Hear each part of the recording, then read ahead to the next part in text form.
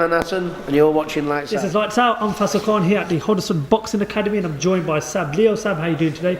Very good, Faisal. Thanks for coming down.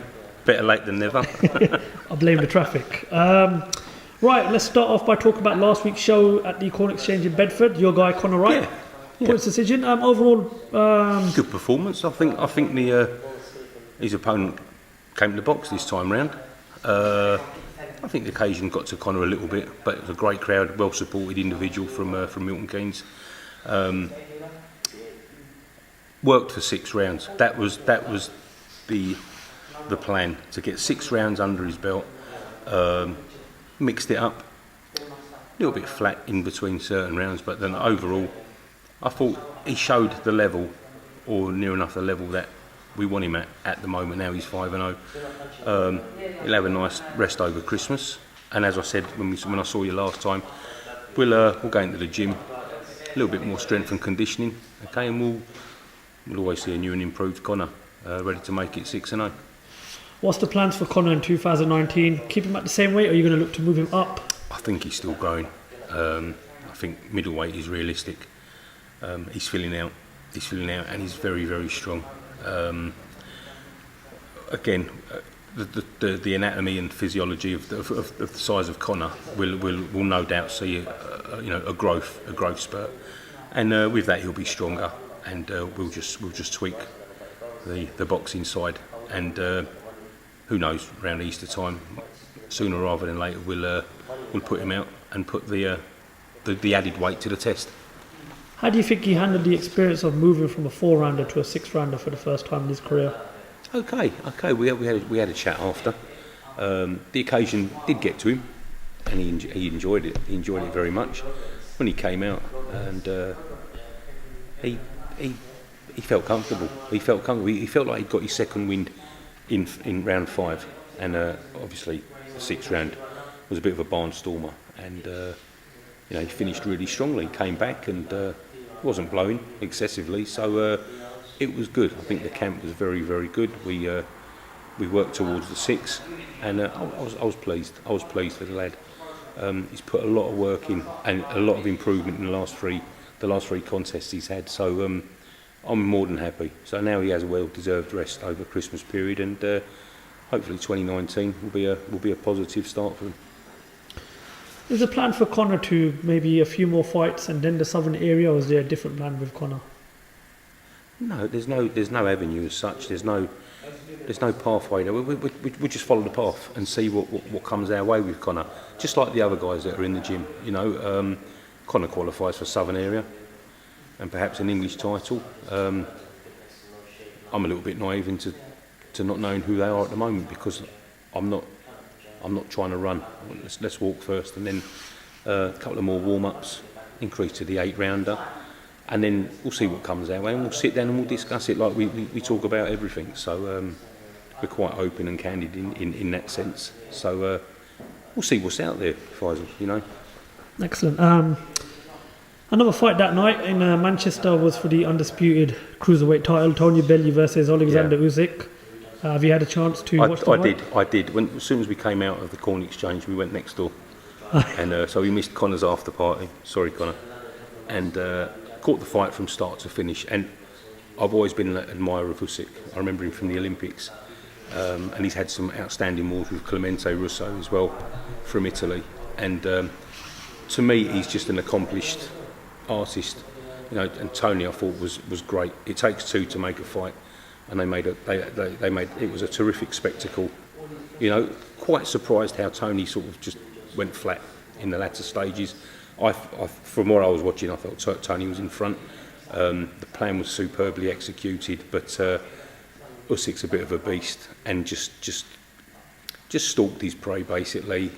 The way he was just sizing Tony up with that lead, and just taking a little slight lean back to evade the power in Tony's punches, because Tony is a very, very strong boxer. But it was a great fight, one of the best I've seen him in the last several years. Do you think after that fight with Usyk, and then obviously what he's achieved in his career, world champion at cruiserweight, European champion, beating David Haye twice, pulling himself off the canvas after defeats to Adonis Stevenson.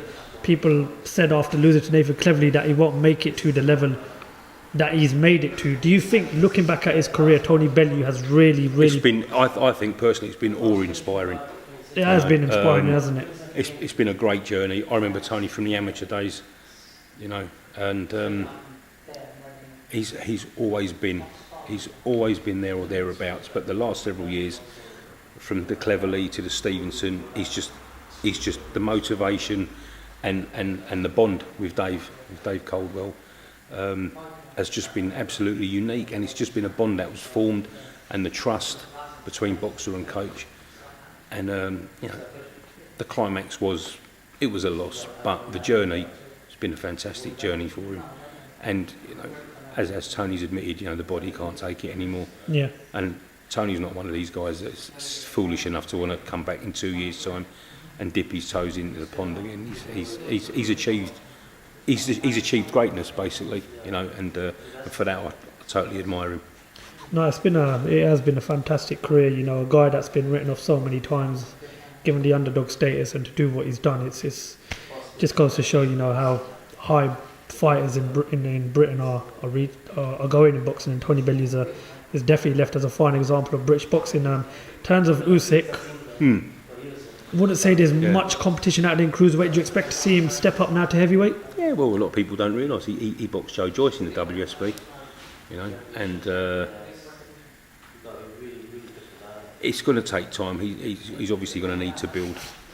He's going to need to build that strength.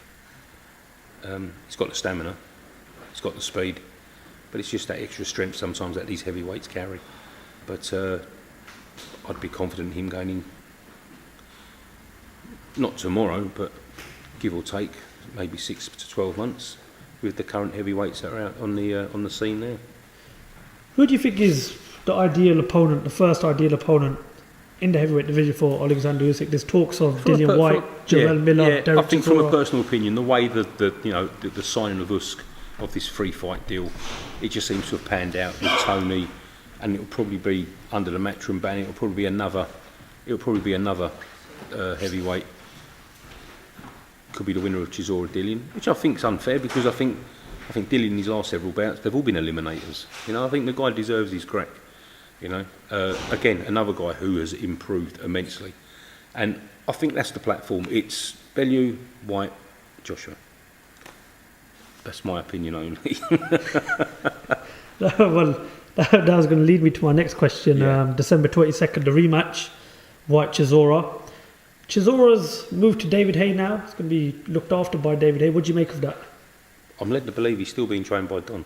Don Charles is still training, but apparently David Haye's going to tone him up, look after him a bit inside the ring. The last fight was a classic. If this one lives up to anything like it, or half as that, then we're in for a treat again. Is this like a last chance saloon for Derek Chisora? Is this a fight he really has to win? The fight against Takam was a last chance saloon, and he pulled it out of the bag. So who's to say it is or it isn't? You know, Dillian's on form at the moment. Chisora's come back from an exceptional KO of Takam. So I don't know. It's a tough one to call. It could be, you know, as you say, last chance saloon for Derek, or he's found a new vein of form. Dillian, on the other hand, trained by Mark, is, you know, he's the roller coaster, and he's getting bigger, and he's getting better, and he's getting more confident. So I think it's going to pan out to be a great fight. It really is. Get your thoughts on December the 1st, LA at Staples Center, the WBC heavyweight title. The defending champion Deontay Wilder defends against Tyson Fury. Yeah. What's your thoughts for the fight? And before you give me your predictions for the fight, do you think Tyson Fury, since he's come back into boxing, is ready for this fight? And do you think he's taken this fight too soon, or has it come at the right time? No, with his team behind him, if they felt that way, they wouldn't have taken the fight. So they're confident, not overly confident. They're confident. They're confident they can take it. And I've been watching the no filter boxing on BT, and I've been watching it quite intensely. And I don't know. I think Tyson is an exceptional boxer. You know, his movement is sublime, and I think he outpoints him all day long. But then it's a double sword, you know, it's a double-ended sword question, where if Deontay connects, but then it's if Deontay connects. So again, we're in for another treat, December the 1st. But for me, if I was asked, put on the spot, I'd go Fury.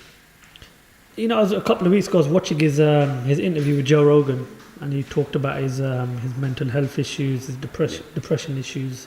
Now, how much credit has he got to take from coming to where he was after the Klitschko fight to going into, you know, mental health issues, depression, you know, the problems that he had with the boxing board of control, and to where he is now? It's an inspiring story. Yeah, again, another inspiring story. You know, I mean, we all saw the shape when he declared a comeback.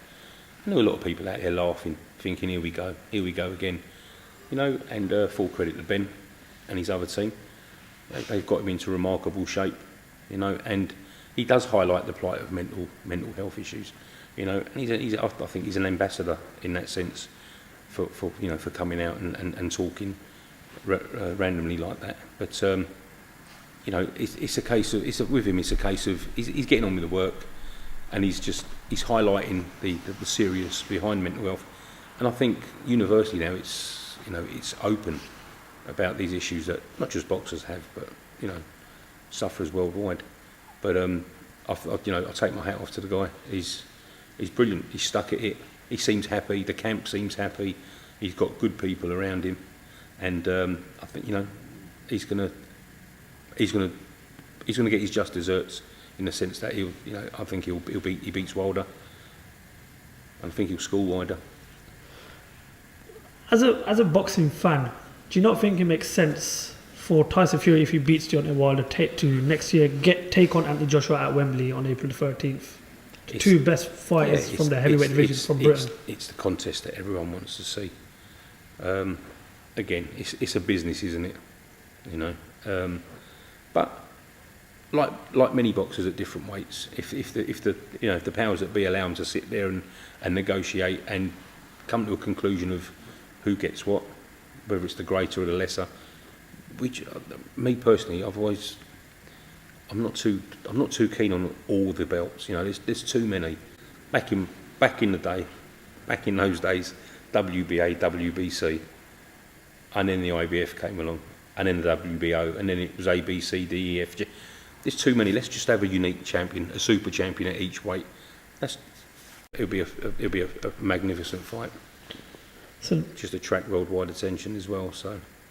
Yeah, looking at it from a boxing fan's point of view, it makes perfect sense for the winner of that fight to take on Anthony Joshua at Wembley on April the 13th. But there's talks of perhaps big baby Jarrell Miller, the winner of Whyte versus Chisora, to take on Anthony Joshua. I mean, you've been in boxing for a long time now. As a boxing trainer, who do you think the likely opponent for Anthony Joshua on April the 13th at Wembley is going to be?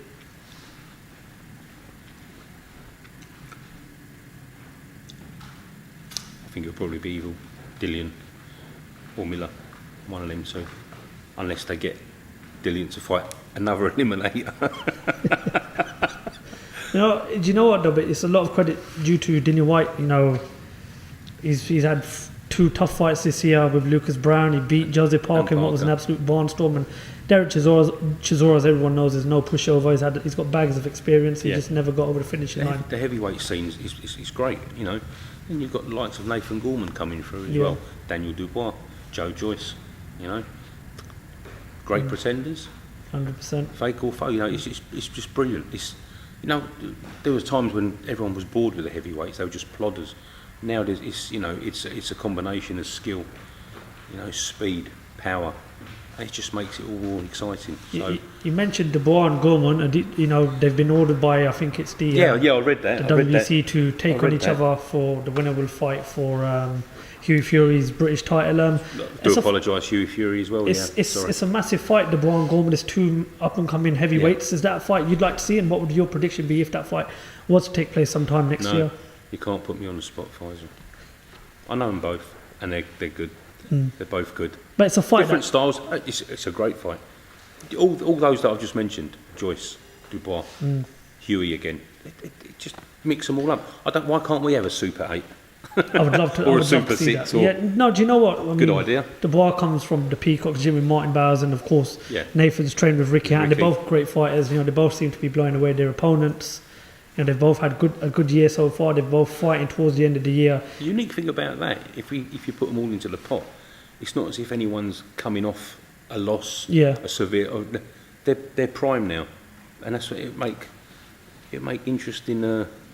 Make an interesting subject. Could be the talk of the heavyweight division, because they're all great heavyweights. You look at fighters like Dubois and Gorman, they're potentially the future of the heavyweight division. Absolutely, yeah, absolutely. Okay, excellent. Right, listen, Sam, we just want to thank you very much for your time. Thank you for letting us come down here and Always a pleasure, Faisal. speaking to the fighters. Once again, congratulations on the win the other night for Conor. Thank you. And good luck with Alfie and Alex in a few weeks. Thank you. And we look forward to speaking to you soon, Sam. Thanks very much. Thank you for talking to us. Cheers.